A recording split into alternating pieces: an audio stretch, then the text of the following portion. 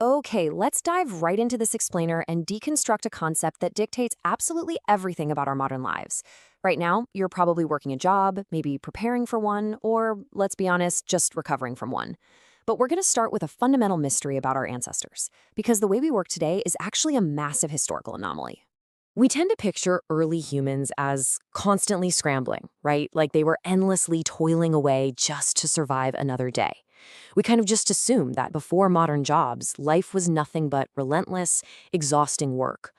But as we'll see, the evidence actually tells a completely different story. 290,000 years. That is roughly how long modern humans lived entirely without employment. I mean, think about that for a second. No bosses, no job applications, no 2-week notices, and absolutely no concept of a weekend. You did what needed doing when it needed doing, and then you just stopped.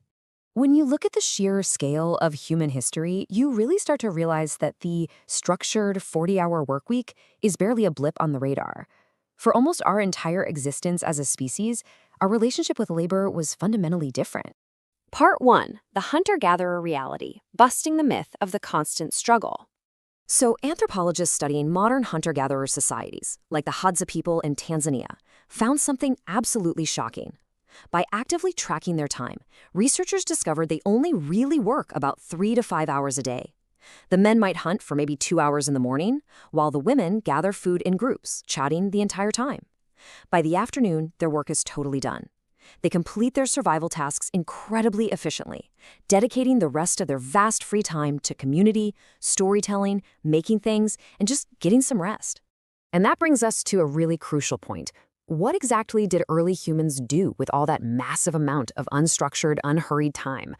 Well, they used it to develop this intricate knowledge of their environment and to create.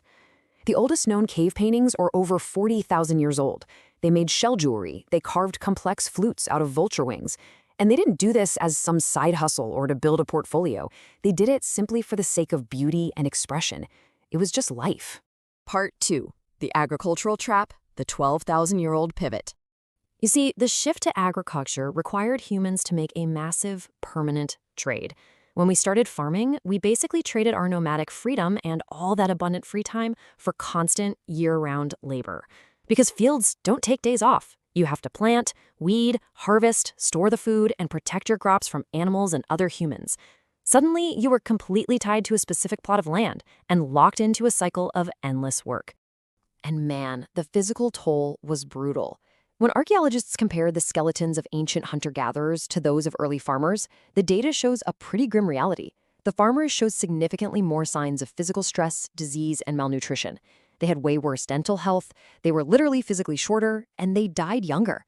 Farming allowed more people to survive in one place, sure, but those people worked much harder and actually lived shorter, less healthy lives.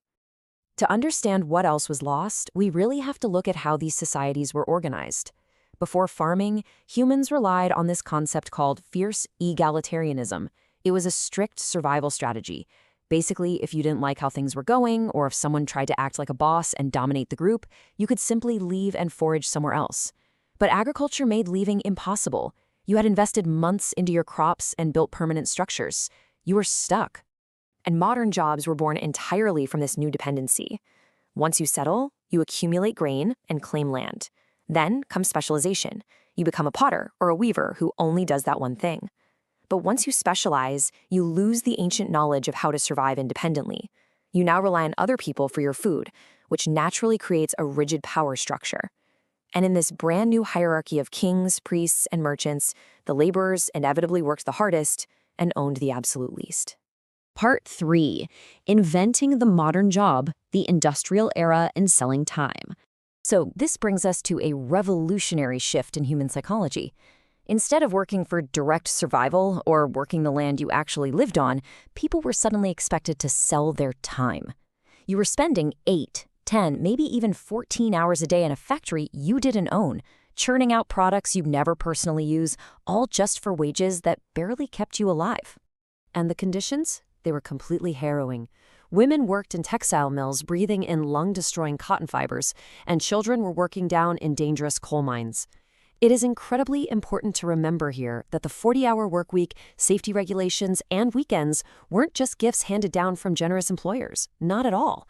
They were won through decades of intense strikes, resistance, and often violent struggle by labor movements. In fact, just standardizing a 40-hour workweek was considered a completely radical demand as recently as 1926. Part 4. The Productivity Paradox: Why Progress Feels Exhausting. Now, here is the ultimate paradox of modern civilization. The average modern American actually works over 1,800 hours a year. To put that into perspective, that is significantly more than medieval peasants. They averaged around 1,500 hours because they enjoyed Sundays off, countless saints' days, harvest festivals, and these long winter breaks when there just wasn't much farm work to do. We literally work more hours today than serfs did in the Middle Ages. That's wild. We are living in a really fascinating contradiction. Technology, like computers, the internet, automation, it was supposed to free us. We produce more per hour right now than at any point in human history. Yet wages stagnated and our work hours didn't decrease at all. We simply ended up working harder. We have all these incredible tools of abundance, but we have absolutely zero time to actually enjoy the fruits of that progress. Part 5. Reclaiming Our Lost Time, the Modern Identity Crisis. Think about it for a second. When you meet someone new at a party or an event, why is the very first question always, "So what do you do?" Our jobs have completely become our identities. We don't ask people what they love or what makes them feel alive. We ask them how they make their money. If you lose your job today, society often makes you feel like you've lost your very purpose. This modern concept of a career has entirely replaced the tight-knit community, the diverse survival skills, and the varied roles that defined human self-worth for the first 290,000 years of our history. Biologically speaking, we are the exact same humans right now who painted those cave walls, who mapped out wild territories, and who thrived out in open nature. We have the exact same brains and the same intrinsic need for meaning. Yet we're now forced into fluorescent-lit rooms to stare at screens, answer emails, and attend meetings about other meetings. We evolved to move, to create, and to connect, not to sit in chairs for 50 weeks a year. We call our modern system civilization and progress, but our ancestors, the ones who knew every plant in their territory and made art just for the pure joy of it, they had exactly what we are desperately trying to buy back with our vacation days. It leaves us with a pretty provocative question. Was trading our ancient autonomy for modern security truly a fair trade? Or are we all just spending our entire lives working, simply trying to buy back the time our ancestors had for free? NextGen Hustle. Like, share, subscribe.